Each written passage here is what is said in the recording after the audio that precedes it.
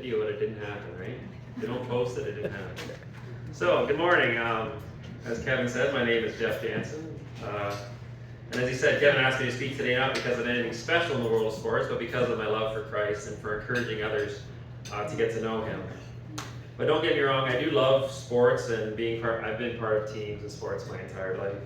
In fact, my mom and dad used to say that I was never without a ball or stick in my hand, and that's kind of what I did as a kid. Always, if I was looking to have fun, I would go have some play sports. So I was born and raised on a dairy farm near Hickson, and I currently farm there with my brother Chris.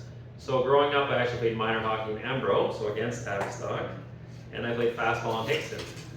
And as an adult, I pitched for the Tavi Twins in the church league, and I played hockey for the Castle Cannons in an old league that's now shut down, but it was one of the last contact leagues in I think all of Canada for a while. So anyway, a lot of fun doing that, and making lifelong friends through sports, which I have great memories of. So one distinct memory that shows my competitiveness and arguably, or for sure, the immaturity. So we were in the finals of the church league. This is a true story, actually. We were in the finals of church league. You know, it was a deciding game. It was like October, because that league goes so long. And I was on the mound. So we were a couple of innings in, and this is before cell phones. And my friend's wife shows up, and she actually called me over to the fence during the game. So I asked, I think it was Arnie, I'm sure it was. I asked Arnie for time, and I walked over to the fence. And my friend's was called a landline. She said, "Your wife on her way here flipped her car, and she's okay, but she's on her way to the hospital. So I need you to come with me and go see her." So I promptly turned around and walked back to the mound, because I was the one pitcher. And she said, "Jeff, right now, you're coming with me." So I obliged, and I went with her, and everything's fine. And I'm still married to the same wonderful girl from West Indies here now. And we lost the game, in case you're wondering. So yeah, my wife and I together have 3 kids. Our son Cameron is engineering at Waterloo, and Kayla is in a Bible school at Texas for a gap year, and my son Gavin, who's here, goes to school at Huron Park Secondary School, and he's played soccer or hockey and hockey and ball in town. So I love to play golf. I'm a member of Craig Allen. Actually, I grew up playing hockey, but now golf is my thing. So it's a lot easier in your body than hockey. I'm hoping that I can get my handicap down from a 3 to a 0 over the next few years. That's my goal. I don't know how much time and effort I should put into that, but that is definitely what I love to do. And I play golf with my boys, and that's actually quite near my farm, so I can do some chores and just head on over there. So yeah, and then this summer I'm planning on coaching the U17 basketball team, and I've coached that team, that age, for the last few years. So to get started with my talk, we have a bunch of athletes, former, present athletes in this room. So I like to play a game with my friend Mark over here. Mark? Okay. Okay. So Mark, I've just given Mark a ball there, okay? So Mark and I are gonna play a game. Alright? Okay, Mark? Okay, I want you to go first in this game. Okay? Yeah. Alright. Here you go. Okay, so what's the problem? What are we gonna do? I gave Mark a ball. We can't play a game. There's nothing, Mark doesn't know what to do. I don't know what to do. We have no nothing set up. So we're kind of at a stalemate, right? So, yeah, so we'll get back to that. Thanks, Mark. Great. So we'll get back to that in a second. So, yeah, we'll leave that for a second. So I grew up in a Christian home and attended church weekly. I never strayed too far from my faith in Christ, but I also never took it too seriously. So one day as a young married man, I attended church and heard an apologetics speaker give a little talk. I found it fascinating, and I began my journey to become a more serious Christian. I no longer just believe that Jesus is my Savior because that was what I've been told at church my whole life, or that's how I grew up, or a tradition. I did more of a deep dive into Christianity. I found the evidence and reasoning for my faith made sense to my brain. It made my faith real. For me, it took my faith from a somewhat whimsical kind of Sunday school stories to understanding that Jesus was a real-life person who walked the earth. While doing that, I also developed a more personal relationship with Jesus on a heart-to-heart level. So, what is apologetics? Apologetics, quite simply, is a fancy word for defending your faith. So in 1 Peter 3:15 it says, "But in your hearts revere Christ as Lord. Always be prepared to give an answer for the hope that you have,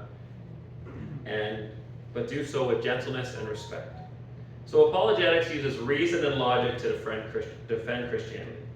So what I'll try to do here over the next little while is to strengthen your faith in who God is, as well as explain why and how Christianity is the most reasonable and logical explanation for eternal salvation or everlasting life through Jesus Christ. So when I say the word faith, I think this Mark Twain quote might come to mind for some of you, which is even a little bit, but faith is believing what you know ain't so. And I think there might be a kernel of truth in that idea of faith in our culture. So what do we do with that sort of faith, that kind of definition? Well, let's just apply faith, this word faith, to something different. So I'm a dairy farmer. We milk around 180 cows and farm 350 acres. So about 7 years ago, I needed to get a loan. I wanted to build a new barn. I needed some more housing for my barn because those old bank barns were falling down around me. So that wasn't a good sign. So what did I have to do? I went to the bank, right? And I said, I need a loan. And the bank manager, he just handed me money, right? No questions asked? Had faith in me? Boom. No, that's not what happened, right? I asked, as a farmer, I said, can you have faith and give me a loan? He said, well, what reasons do I have to give you this loan? So I showed him my books. I showed him the last 5 years of income, what I was going to do with the money, how I plan to pay it back. So that was his due diligence. Then we agreed. He said, yes, I'll give you the loan. And he gave me the loan. So he put his faith or trust in me, right?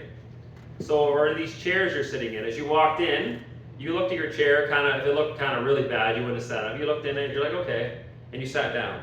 So that's essentially having faith in the chair. You didn't know what was going to happen when you sat down. You didn't test the chair. No one's carrying around a 200-pound dummy, and you set it in the chair, see how it does, and then sit, right? So you're putting faith in that chair based on reasonable observation and past experience. You've been to Quails before, they find chairs, it looks normal. So faith is having good reason to believe that something is true. It's not a leap of faith, it's just a reasonable explanation, something we do every day. So one last example, let's say I'm at a hotel and I have $100 and the $100 is gone after I go out. So let's say there's two possible explanations for this $100 being gone. One, aliens took the money, or two, the cleaning lady did. So can I prove aliens didn't take the money? I can't prove that, right? Well, is that a reasonable explanation? No. A reasonable explanation would be the cleaning lady who just left has $100, right? So this is the sort of logic I want you guys to put kind of forward towards the Christian faith. So as Christians, we aren't people that need to leave our brains at the door. We're people that look at things reasonably and make good different inferences. So Jesus even felt this way. He didn't just come to the earth and say, I'm the Son of God, full stop.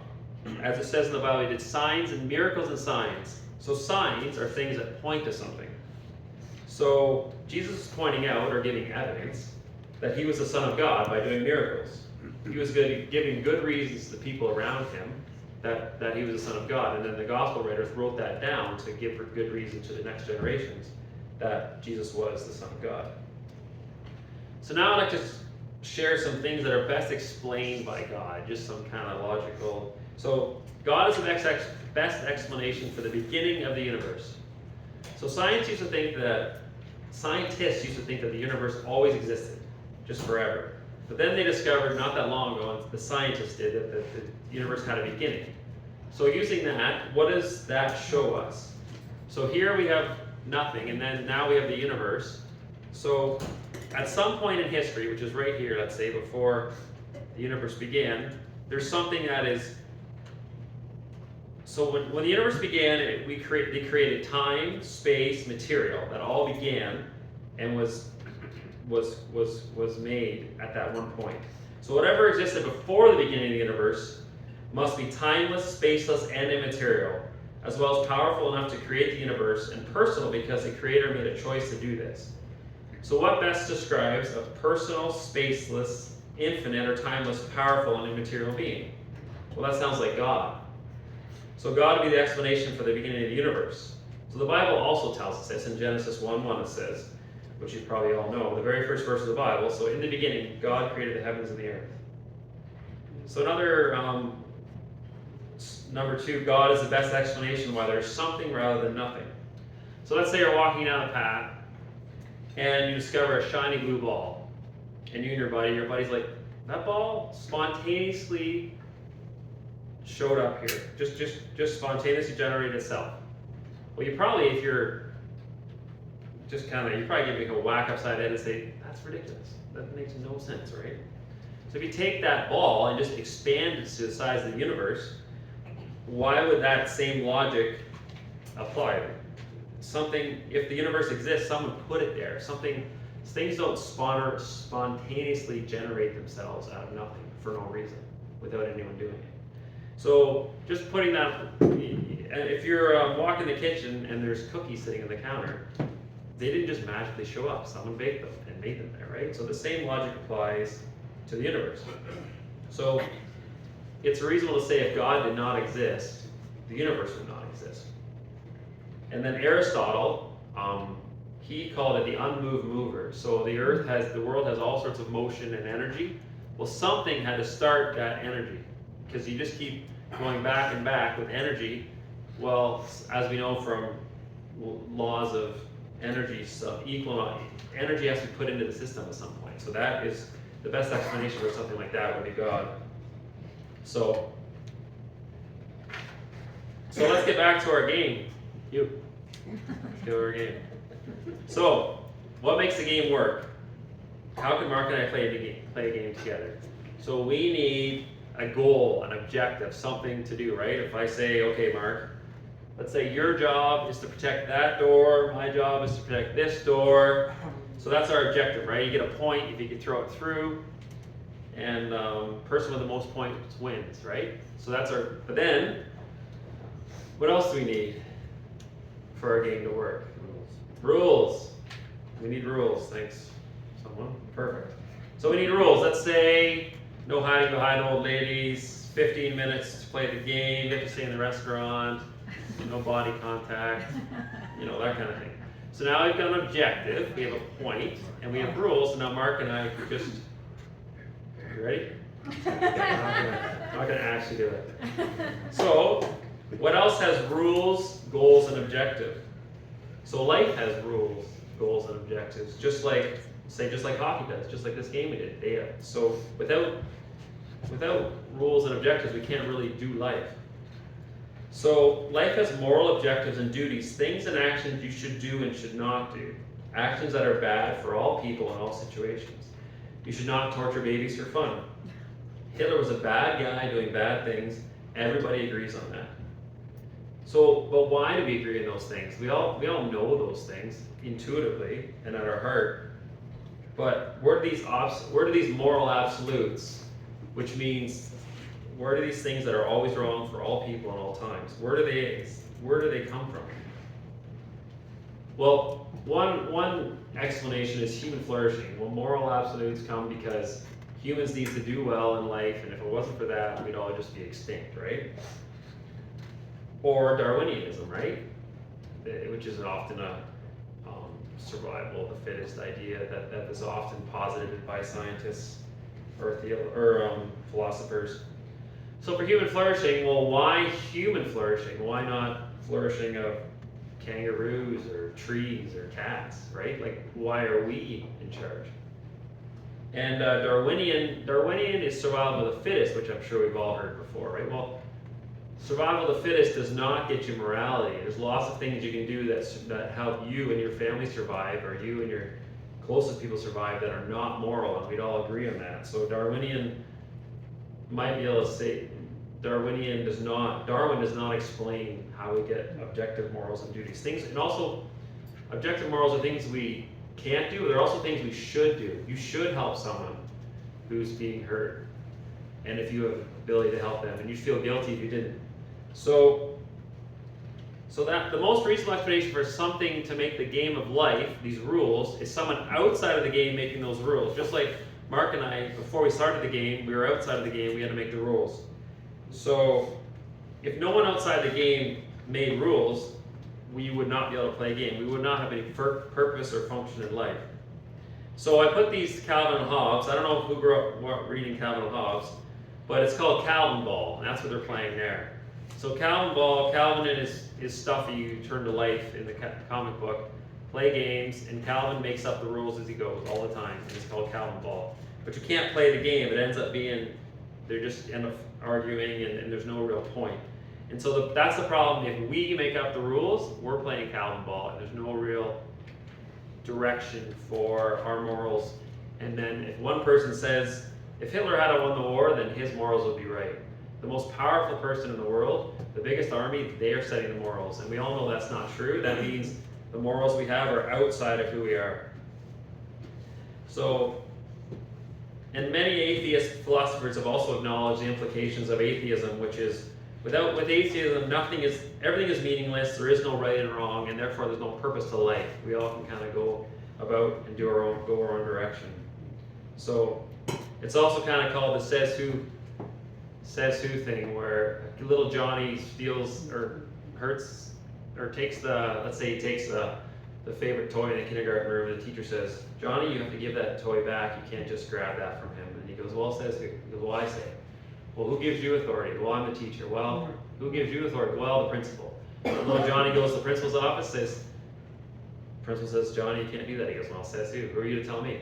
So, well, who's above you? Well, the superintendent's above me. So they're off to the superintendent. And then you go off to the police. And we'll go off to the government.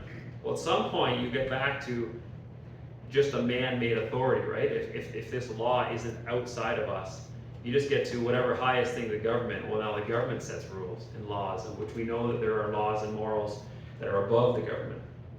So, God's perfect nature is our moral standard, what we're going towards. So to recap, we're in a universe God created playing a game called life. We know this is a game because there are rules, and we aren't making them up as we go. So remember, Mark and I can't play this game unless we have rules. And there's a purpose to this game, or else there wouldn't be a game. So, however, our common sense and our conscience tell us two things about this game. One, there's a perfect way to play the game, and two, we're not doing it. We're not playing the game perfectly. We're not playing the game of life perfectly. We don't play hockey perfectly. Mark and I are playing this game. It would probably be ugly. Maybe back in our day it'd be a little better. But this is not our day. We're both in our 40s now. We can play, but we wouldn't play as good as we did when we were 16. So, there's a perfect way to play the game. That's something we all kind of know. And we know when we see it. We know when we see it's done poorly, and we aren't playing the game perfectly. So this brings us to the part of the game where everyone loves to hate, which is the referees or stripes, right? So why do we have referees? Well, because we don't always follow the rules, right? We need someone to come along and make sure we're following the rules. Why do we need those? Because it's not a perfect world. We all make mistakes. People try to cheat and lie in the game in real life. So we might be doing a good job in life, let's say, or the game, but we still lie, cheat, think bad thoughts, and we don't help people out when we should. The list can go on and on, but what if you took a tally of all the bad thoughts and actions that you have done in the last month, year, 10 years?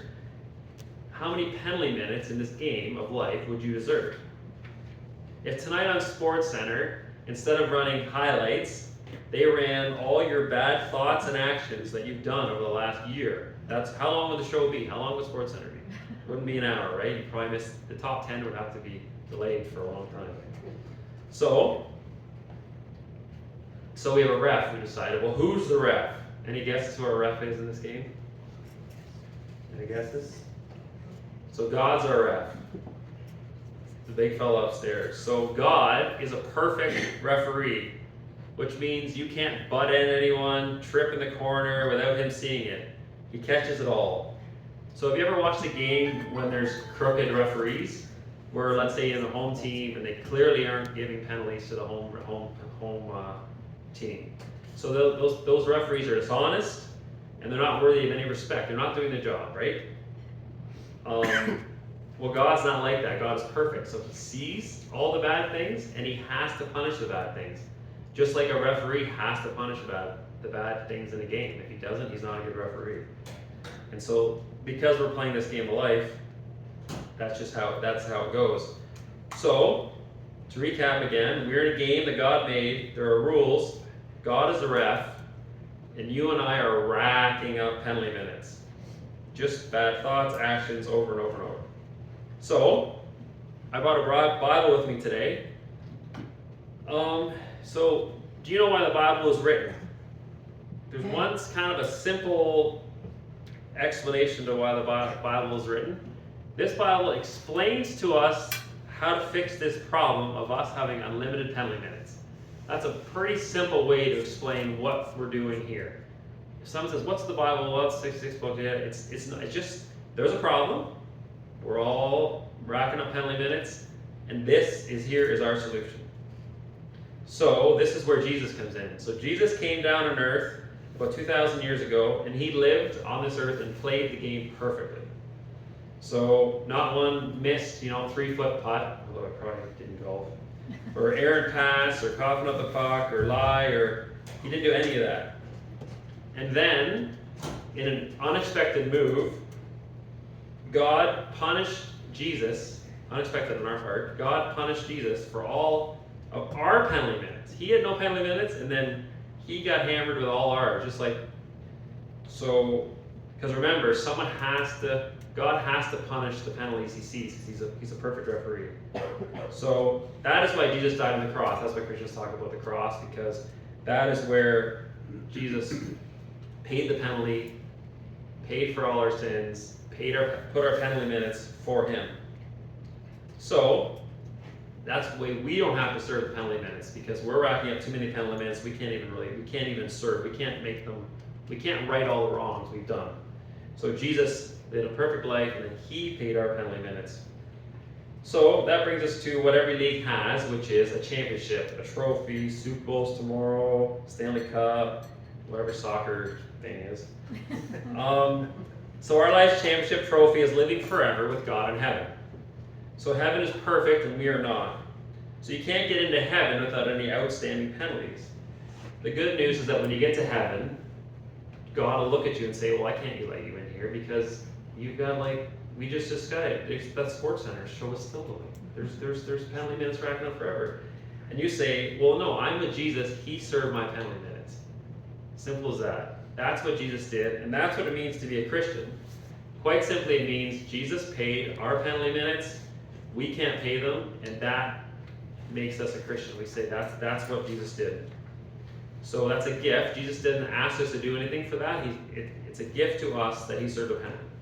So that's why Christians go to church, do good, love each other, give to charities, because we're basically thankful, showing God we're thankful for that gift. We don't do it because we can somehow earn our way into heaven, because there's too many things that we have to account for. And I saw a Facebook meme just recently. It says, "You're doing the best you can. How embarrassing for you." So I think we all know, we have good days and we also have bad days, and I think we know that that's just kind of how it is. So to recap with Mark, God made the universe and the game of life. Every game has rules. We break the rules. We deserve infinite penalty minutes, which is hell. Jesus played the game perfectly and willingly served our penalties, and that allows us to have a clean record to spend eternity with God in heaven, because you can't get there if you have penalties you still need to serve. So, how does this affect my life or yours? Well, if you're not a Christian, I think you need to recognize Jesus as your Savior, the one who was punished on your behalf. There was no better time than now. You can't stop sinning, sinning is a word just quite simply means doing bad things. And you can't right every wrong you've committed. Only Jesus can. So talk to someone up front, talk to someone who brought you if you're interested in taking the next step and becoming a Christian.